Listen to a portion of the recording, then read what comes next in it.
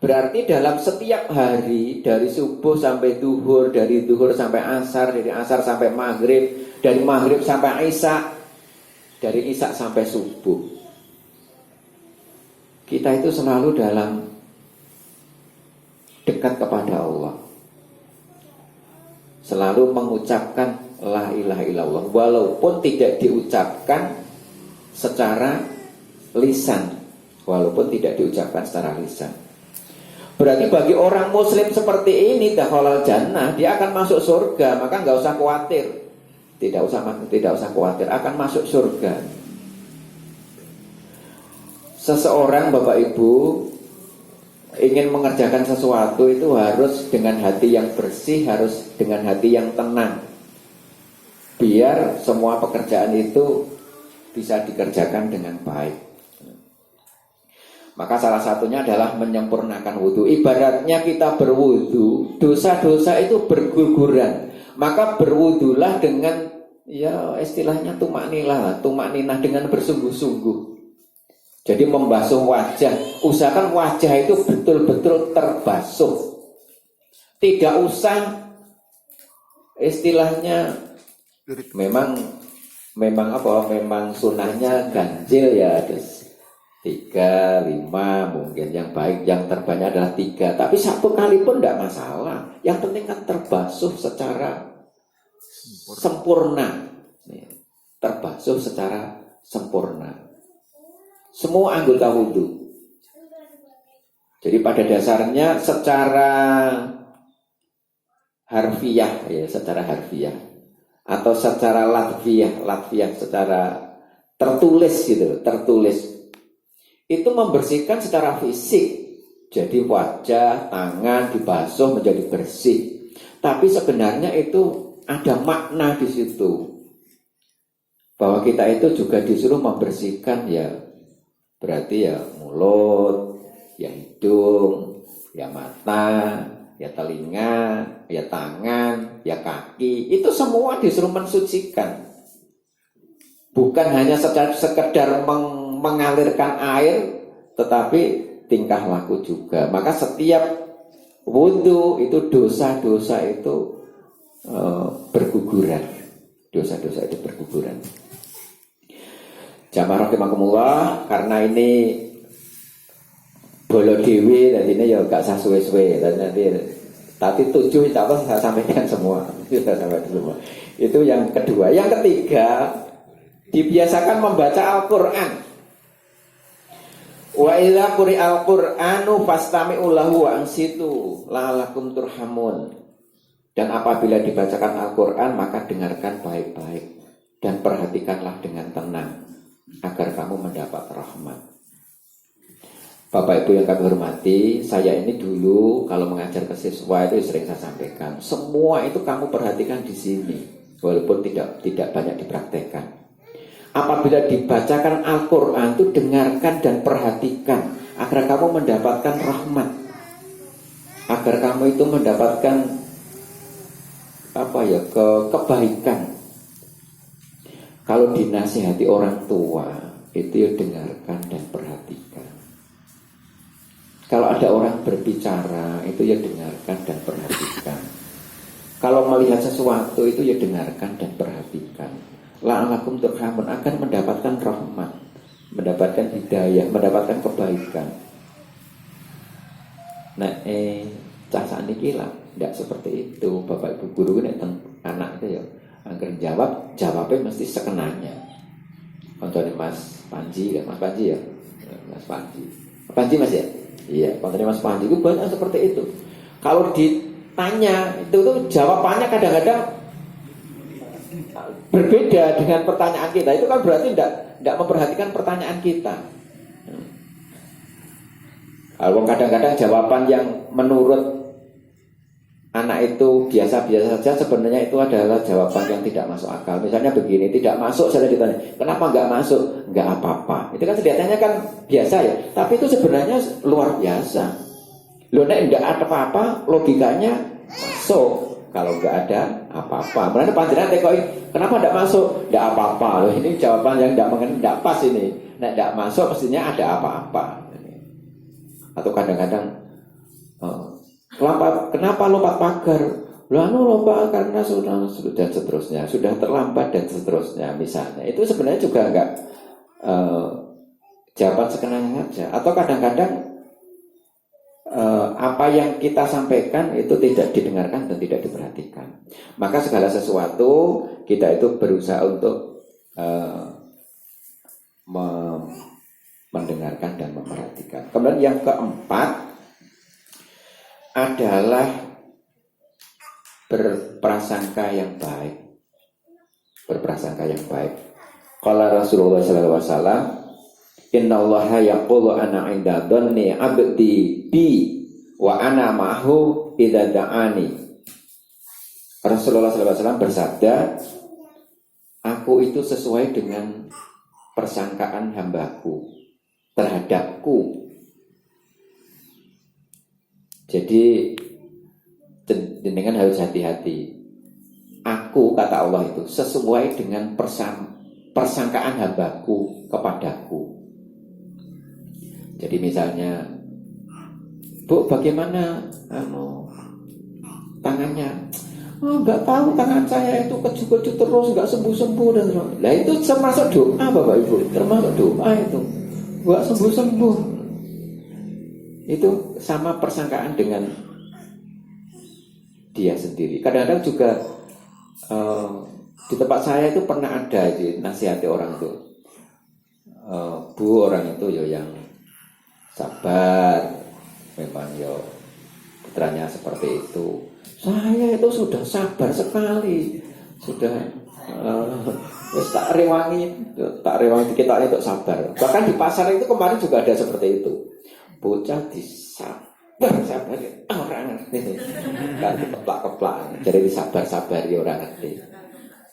Bapak Ibu, kalau masih seperti ini berarti kita itu belum sabar. Atau mungkin kita itu menunjukkan dengan merasa sakitnya tidak sembuh-sembuh. Itu juga merupakan penolakan dari kekuasaan Allah, dari takdirnya Allah. Allah itu, ya kita husnudzon sajalah.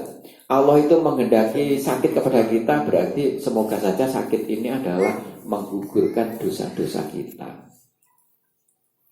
Jadi misalnya Bapak Ibu masuk sekolah, kemudian sepedanya mogok, terus kemudian ya tidak usah mengeluh lah, itu sudah biasa saja. Ini dulu kan pernah sing sekolah akreditasi itu cerita akreditasi. Saya itu pernah jadi ketua akreditasi di sini itu, Bapak Ibu. Pada saat pelaksanaan peninjauan, anak saya ini kecelakaan, Bapak Ibu. Ini loh, ini jadi diborong di anakku nang kene yo. Kecelakaan. Digoncengi anakku kecelakaan, mau tes di UNS. Aduh, piye. Terus saya terkesan, ternyata enggak masalah juga. Jadi orang itu yang biasa-biasa saja. Kalau tidak bisa mengerjakan, orang lain itu pasti bisa mengerjakan. Jadi tahu, wah nek rane aku kok piye kok enggak bisa. Semua nek jerene wong di jalan-jalan itu, semua masa itu ada lakone, ada wonge, ada orangnya. Dan semua orang itu ada zamannya, Jadi nanti misalnya Bapak Kepala Sekolah sudah purna, ya jangan berharap bisa dipanggil Pak Kepala. Atau kalau ada orang yang tidak memanggil Pak Kepala, ya biasa-biasa saja. Kalau nggih ngoten, saya itu wis dadi ora dadi Pak Guru, ora dipanggil Pak Guru, ya biasa-biasa saja. Bukankah kecil-kecil atau mungkin murid panjenengan walaupun sudah jadi guru tidak ditanya oleh muridnya, ya biasa-biasa saja. Anak sekarang juga seperti itu, jadi ya biasa-biasa saja. Nah, itulah kita itu berprasangka yang baik saja. Dan aku akan bersamanya jika dia berdoa kepadaku. Jadi yakinlah Allah itu bersama kita kalau kita berdoa kepada Allah. Doa itu memang yang pertama itu ya dikabulkan. yang kedua itu ditunda, yang ketiga itu memang tidak dikabulkan. Itu semua baik bagi kita, semua baik, tidak ada yang tidak baik. Tinggal kita tinggal kita itu berusaha untuk menerima. Maka qanaah, ini yang kelima, qanaah. Nah jari Demasif ya, syukuri apa yang ada, hidup adalah anugerah, tetap jalani hidup ini, melakukan yang terbaik. Bujuku ngerti, baik iso nyanyi, padahal gak tahu nyanyi. Tapi Pak Hartono lebih bagus, suaranya luar biasa. Artinya kita itu mensyukuri apa yang telah diberikan Allah kepada kita, apapun pemberian itu. Jadi dalam hadis Rasulullah disebutkan, sungguh beruntung orang yang diberi petunjuk dalam Islam. Jadi kita beragama Islam itu sudah beruntung luar biasa. Jadi nggak usah ngersulo, sudah beruntung yang luar biasa kita menjadi orang Islam itu. Kemudian diberi rezeki yang cukup, nggak usah kaya, cukup saja. Cukup itu luar biasa. Apa-apa cukup, sudah luar biasa. Dan qanaah, merasa cukup dengan apa yang telah diberikan. Di hadis yang lain disebutkan dari Abu Hurairah, ia berkata bahwa Rasulullah SAW bersabda, yang namanya kaya bukanlah memiliki banyak harta, akan tetapi yang namanya kaya adalah hati yang selalu merasa cukup. Laisal ghani ngan kasratil maradi walakinnal ghani ghinan nafs. Jadi yang dikatakan orang kaya itu bukan yang memiliki harta yang banyak, akan tetapi yang dikatakan orang yang kaya itu punya hati yang merasa cukup. Jamaah rahimakumullah. Jadi kalau dalam surat Al-Maidah disebutkan bahwa Islam itu sudah sempurna, nikmat itu sudah sempurna. Kita itu tinggal bersyukur saja, tinggal bersyukur. Apa sajalah tinggal bersyukur.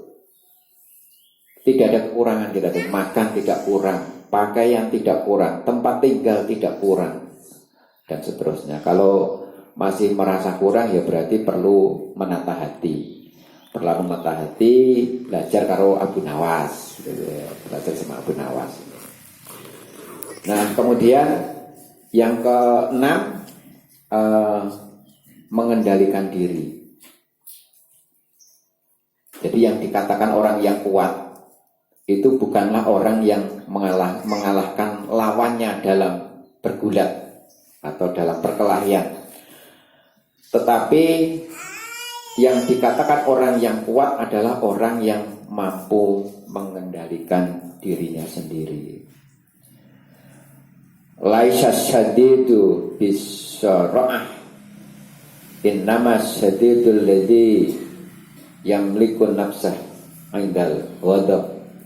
Jadi yang dikatakan orang kuat itu bukan orang yang mengalahkan lawannya. Pak Puguh ini walaupun sudah pendekar ya tahu itu orang yang katakan kuat itu orang kok sing kene bandingi koncone dikeplak-keplak nih. Enggak.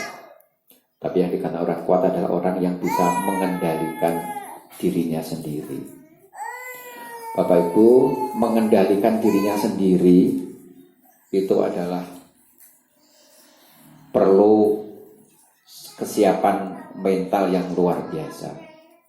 Tapi ini juga perlu kita laksanakan. Kemudian yang terakhir Bapak Ibu, ikhlas dalam berbuat. Inilah mungkin motivasi kita yang terakhir, ikhlas dalam berbuat untuk mengawali tahun baru Hijriah 1444.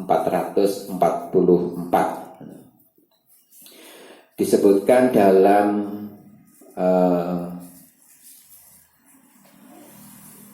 Al-Quran.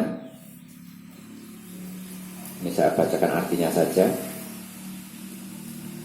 Katakanlah Tuhanku menyuruh menjalankan keadilan, dan katakanlah luruskanlah dirimu setiap sholat, dan sembahlah Allah dengan mengikhlaskan ketaatanmu kepadanya, sebagaimana Dia telah menciptakan kamu pada permulaan kamu, dan kamu akan kembali kepadanya.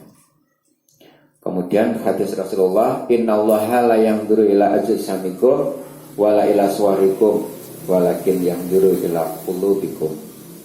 Dari Abu Hurairah radhiyallahu anhu, ia berkata, Rasulullah SAW pernah bersabda, sesungguhnya Allah tidak melihat bentuk tubuhmu dan tidak pula menilai kebagusan wajahmu, tetapi Allah menilai keikhlasan hatimu. Jamaah rahimakumullah, kita sudah memilih untuk bekerja di SMP Negeri 3 Merambi, maka laksanakan pekerjaan itu dengan ikhlas. Apapun yang terjadi, dan apa saja, bekerja tidak hanya sesuai dengan mata pelajaran, tidak sesuai dengan istilahnya jurusan sekolah, tetapi bekerja di SMP Negeri 3 Merambi ya totalitas. Totalitas itu bagaimana SMP menjadi baik.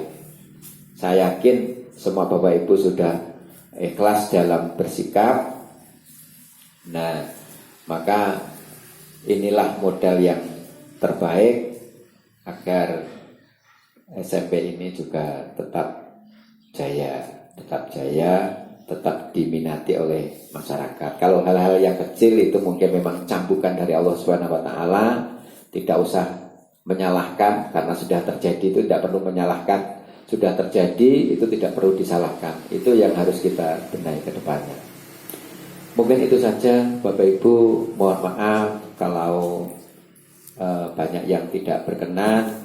Terima kasih, sebuah kehormatan bisa silaturahim ke sini. Insya Allah Pak Eko dalam kalau longgar, semoga setiap akad pagi bisa hadir, tetapi ya tidak janji. Tidak janji.